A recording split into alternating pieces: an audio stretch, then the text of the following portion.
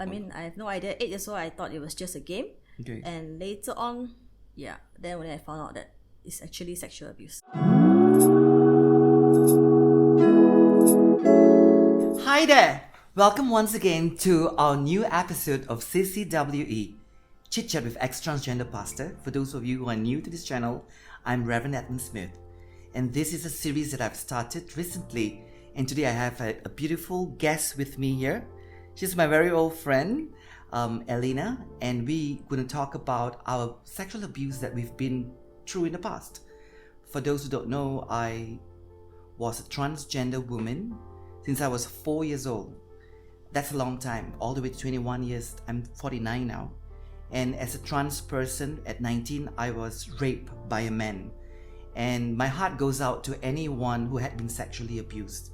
So I've made my friend come and share her story. It's not an easy topic, so we're not sure how this video is going to be because it's very sensitive, but I feel there is a need for people like us who have been sexually abused to speak out.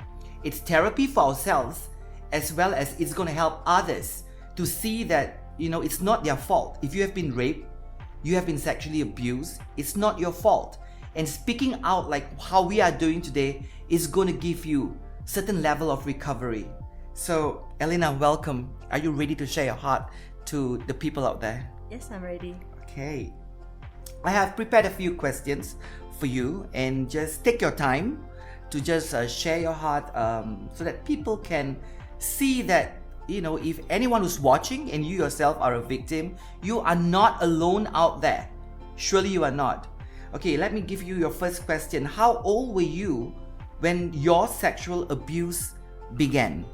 I think I was about 8 years old, if I remember correctly. Yeah, about 8. Wow, that's pretty young. And for all parents out there, please listen up. It happens to children who are pretty young, 8 years old. I guess that at that time you didn't even know what sex was all about, isn't it? I have no idea what happened. I have no idea. 8 years old, I thought it was just a game. Okay. And later on, then when I found out that it's actually sexual abuse. Okay. Was it a family member, relative, a family friend, or a stranger? It was a relative. It was a relative.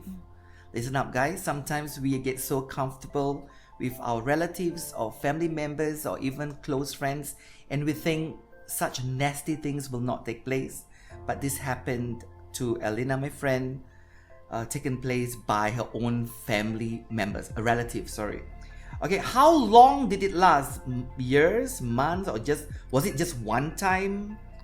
It lasted for many years, probably until I was 16. Wow, 8 to 16, that's 8 a years. duration of 8 years. And do you recall the frequency, like how many times in a month or? It only happens when during the holidays when I Okay. go back to my grandparents' house. So that's like 3-4 times a year? Yeah. 3-4 Maybe times a year. twice or 3 times a year. Okay, all right.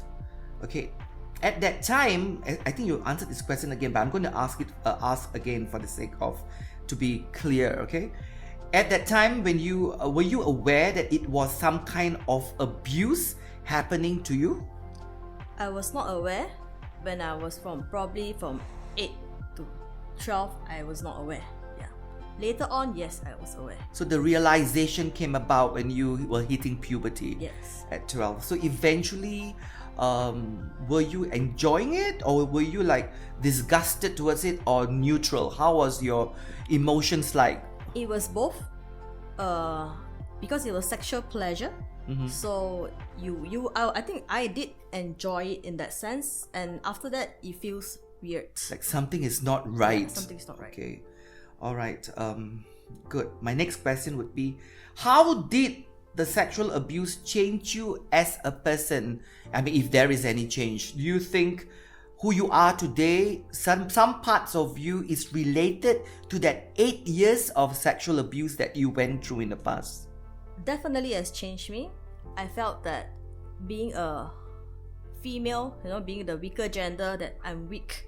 That's why I've been used, I've been attacked. So that sort of built a lot of walls around me, and I do not like seeing people being bullied, and I also bully people in the sense that I touch you so that you don't touch me first. That kind of character that I developed. Like a defense mechanism. Yes, towards guys, generally just towards anybody. All right. So most specific questions in regards to changes that might have taken place because of the abuse. Number one would be, did it affect that abuse that you went through? Did it affect the way you look at yourself? Yes. I grew up not wanting to be a girl. I grew up dressing in shorts, in pants, because I do not want to put on a dress. Why? So that, if I appear looking like a boy, nobody will touch me and nobody will take advantage of me. All right. But obviously you have resolved that. I have resolved that, yes. Because I've known Elena for many years, and when I first got close to her, like in the 90s, she was very masculine. And we both recognized that in the past she used to struggle with a GID, gender identity disorder. And for those who know that when you have a gender identity disorder and you don't resolve it, it can lead you to a transgender identity. So for Elena, when I met her in the 90s, she had clearly she was struggling with the GID, but thank God she resolved it, and today she's totally different from how I met her in the 90s. Okay, the second possible change that could have come about because of the abuse would be, how do you look at the male gender in regards to the abuse you've been through? Do you look at them differently? Maybe you have resolved it now, but after that abuse, let's say when you were in your late teens, when the abuse stopped, but still the experience was fresh, were you able to look at them as a man, proper man, or were you looking at them as monsters or abusers in general? In general, I do not look at them as monsters. I just look at them as every man is just sexual. Okay. Yeah. So is that how you used to look, or what about now? Do you think of them the same? I don't think of them the same. I mean, I used to look at them as just sexual beings. All right. I mean, to a certain extent, men are sexual beings. We know that. If the one-liner of differentiating between the male and female, I like to put it this way: women are more emotional beings, and men are more sexual beings. But I guess because of the abuse you've been through, you look at them as a sexual being with a negative intonation, like sexual beings, But you have resolved it, right? Yes. And being married to a man today, so obviously, if you are still struggling with that, then I think it will be difficult for you to end up being married, right? So what about as a mother of 2 young children today, can you share a little bit about your children, their names and their age? I have 2 children. My firstborn is Asher, he's 5, and my second daughter is Sophia, and she's going to be 2 soon. Yep. So as a mother, I teach them about their genitals. I tell them what is that. And I also tell them nobody can touch your genitals, your bum and your breast, only your parents and the doctors in front of your parents. So if somebody touch you unnecessarily, you should shout or run away. That's what I tell my children. Good job. That is so important. I have 2 teenagers myself, and I've done the same thing when my children were that young, even maybe 4, 5 years old. Do you think the abuse that you've been through has affected the way you mother your children today? Yes, I do not allow my children. I do not have the peace to send my children for overnight stay, and I make sure they are not away from my eyesight. Yeah, that kind of thing.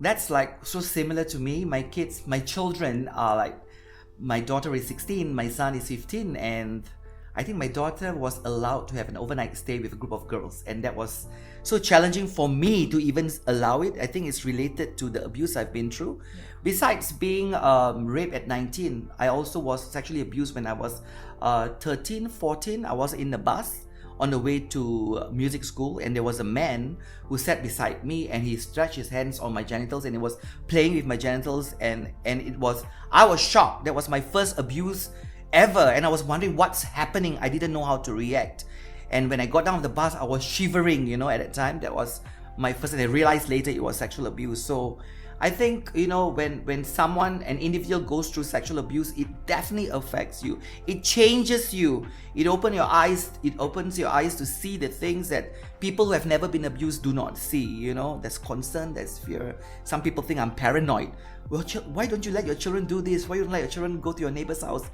It's so difficult for me. I don't think I'm struggling with what happened to me in the past, but still, it has done something, and I think it's a positive thing.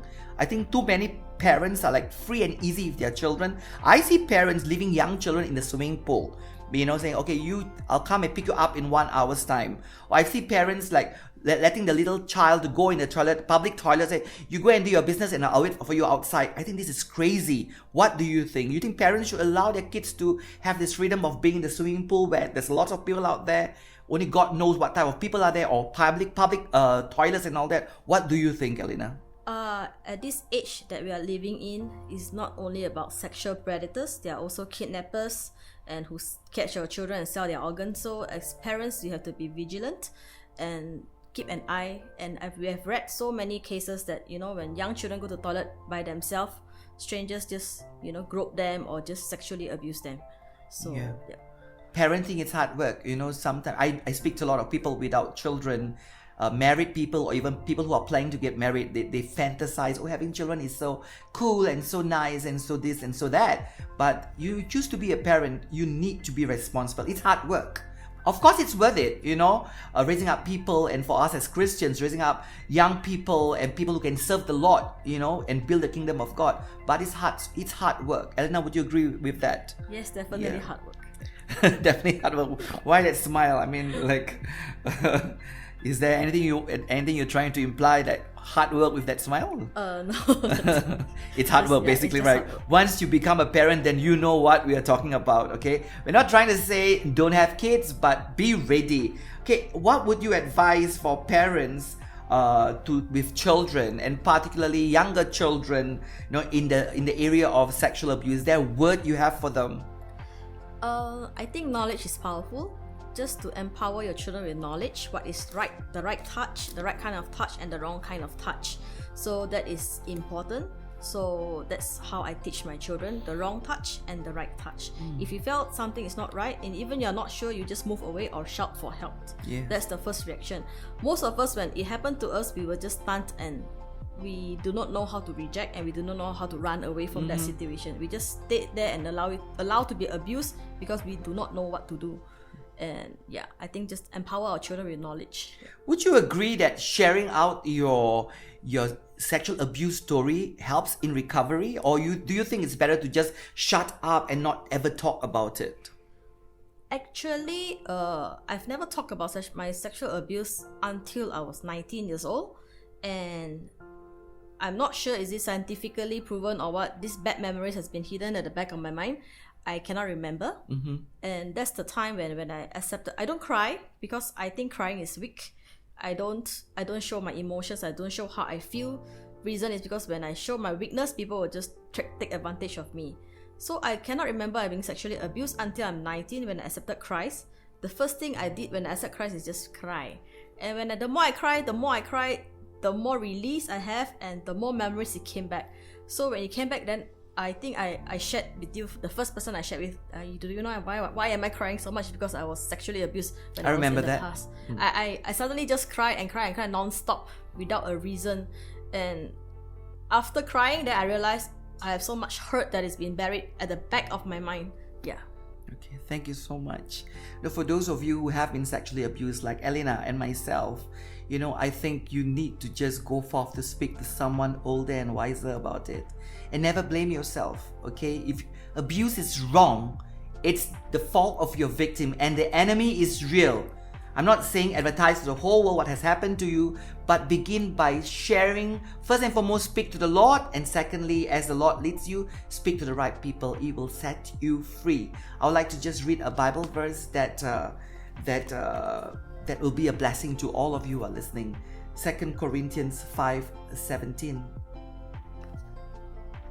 Receive this into your heart. Therefore, if anyone is in Christ, he is a new creation. The old things have passed away. Behold, all things have become new. Doesn't matter what have happened to you in the past. The worst things could have happened to you in the past. Come back to Christ. Come back to your Creator. And things will begin to become new for you. Shalom. Thank you for watching. God bless each and every one of you. Be set free through Jesus and Jesus alone.